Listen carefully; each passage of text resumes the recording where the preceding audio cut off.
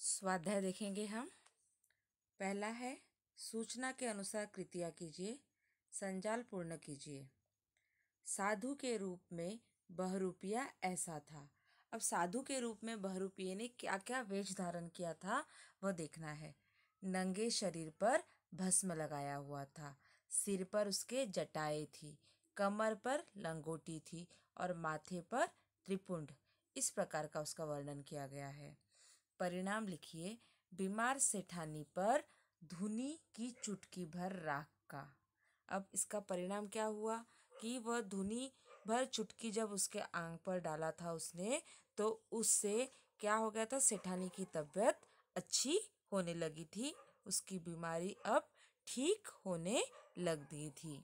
दूसरा, बहरूपे की वास्तविकता जानने के उपरांत सेठ जी की स्थिति।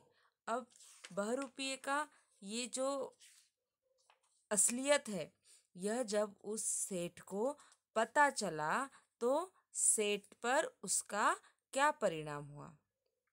तो सेठ पर क्या उसका परिणाम हुआ कि सेठ यह विचार करने लगा कि यानी यह कितना सच्चा व्यक्ति है कि इसके पास पूरा धन संपत्ति में जब लेकर आया तब भी इसने उस धन संपत्ति को अपनाया नहीं और क्या किया कि उसका त्याग कर दिया और अपने बारे में सारी सच्चाई बता दी। तो इस प्रकार का वह विचार करने लगा और सेठ जी की ऐसी स्थिति हो गई, वे उसके बारे में विचार करने लगे।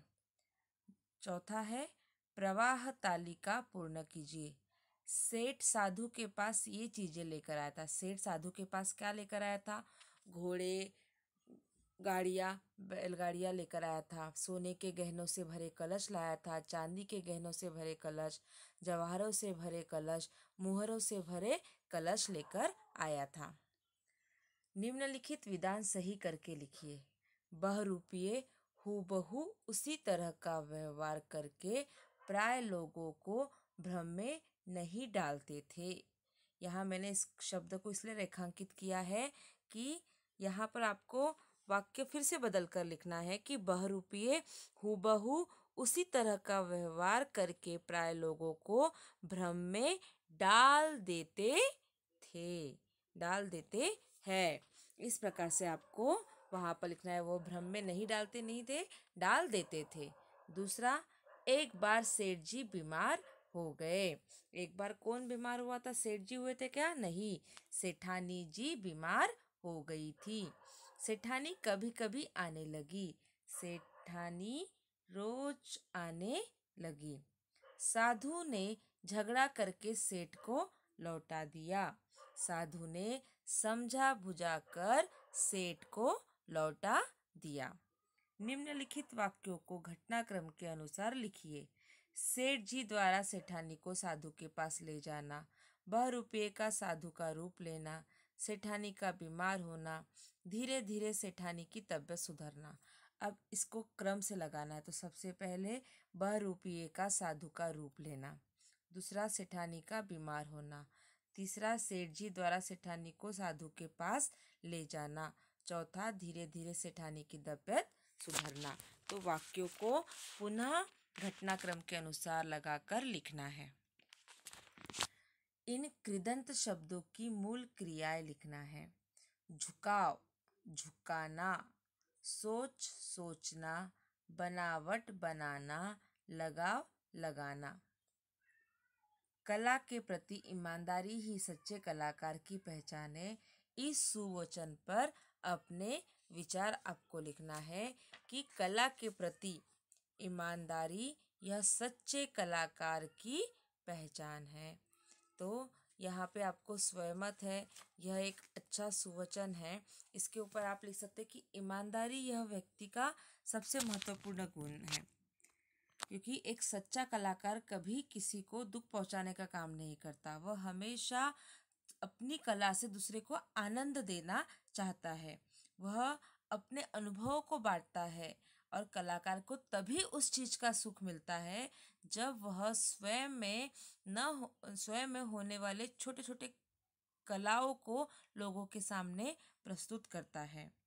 और उनकी भावनाओं से जुड़ता है, उनकी भावनाओं को वह सबके सामने लाता है।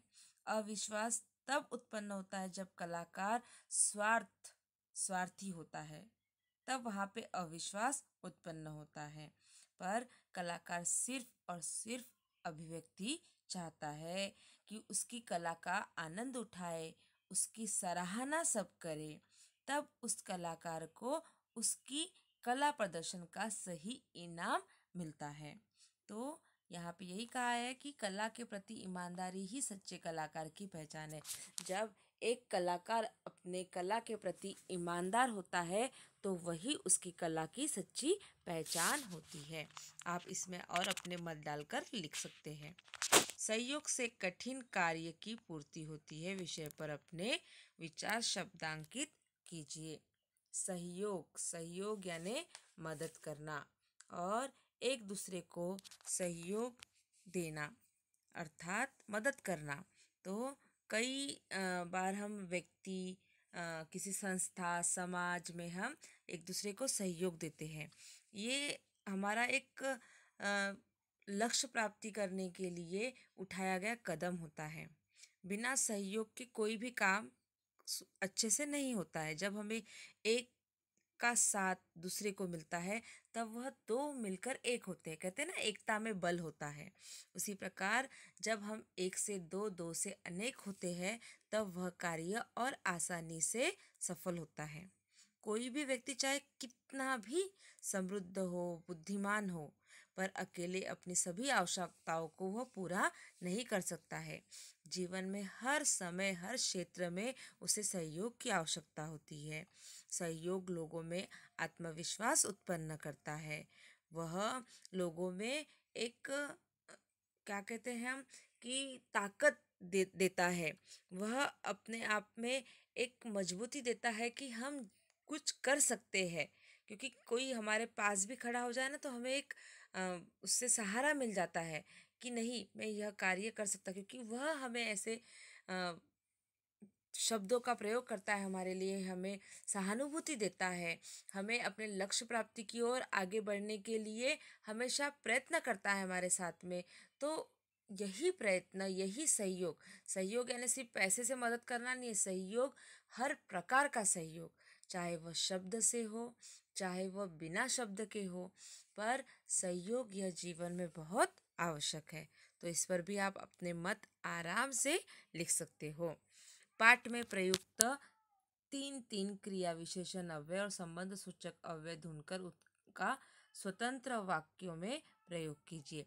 अब आपको इसमें से क्रिया विशेषण अव्यय और संबंध सूचक अव्यय के शब्द आपको लिखने हैं। क्रिया विशेषण अव्यय अर्थात जो क्रिया की विशेषता बताता है, आगे पीछे, यहाँ वहाँ, कल आज, ये सब क्रिया विशेषण अव्यय हुआ। संबंध सूचक अव्यय जो संबंध स्थापित करता है, के आगे, के पीछे, के भीतर, से बाहर, के नीचे। तो ऐसे आपको शब्द लिखकर उनका वाक्य में प्रयोग करना ही आपका गृह कार्य है। समझ में आया बच्चों? तो इतना आपको करना है। इसके बाद हम देखेंगे उपयोजित लेखन। इस पाठ में दिया गया है, अभी ही हमने परीक्षा में आया था पत्र लेखन, काफ़ी छोटी छोटी गलतियां आप लोगों ने की है, तो आपको फिर से ध्यान देना है और गलतियां न हो, क्योंकि 4 अंक का परीक्षा में आता है। अगर इसमें हम पूरे अंक लें तो हमारे अंक कहीं कटने नहीं चाहिए और हम पूरे अंक ले सकते हैं अगर हमने इसका अच्छा अभ्यास किया तो। आपके विद्यालय की सैर का वर्णन करने वाला पत्र अपनी सहेली, अपने मित्र को लिखिए। अब यह अनौपचारिक पत्र है, ठीक है। यहाँ दिनांक लिखना है। दिनांक मैंने बताया है, दिनांक का पहला जो है अंक में लिखना है, दूसरा शब्द में महीना लिखना है, फिर से अंक में आपको साल लिखना है। संबोधन, हम किसे पत्र लिख रहे हैं। अब यहाँ पे मित्र या सहेली को, प्रिय सहेली, उसका नाम आपको लिखना है।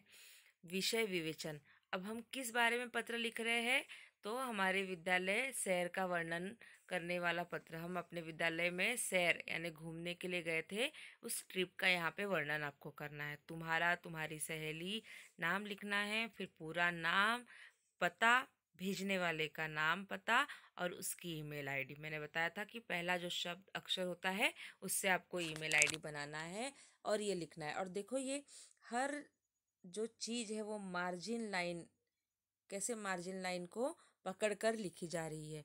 तो इस पैटर्न को आप याद रखो, इस प्रारूप को याद रखो, इसके अनुसार पत्र लिखोगे तो आपके अंक कहीं पे भी नहीं कटेंगे। तो जितना भी आपको अभ्यास दिया गया है वह अभ्यास आपको करना है बच्चों।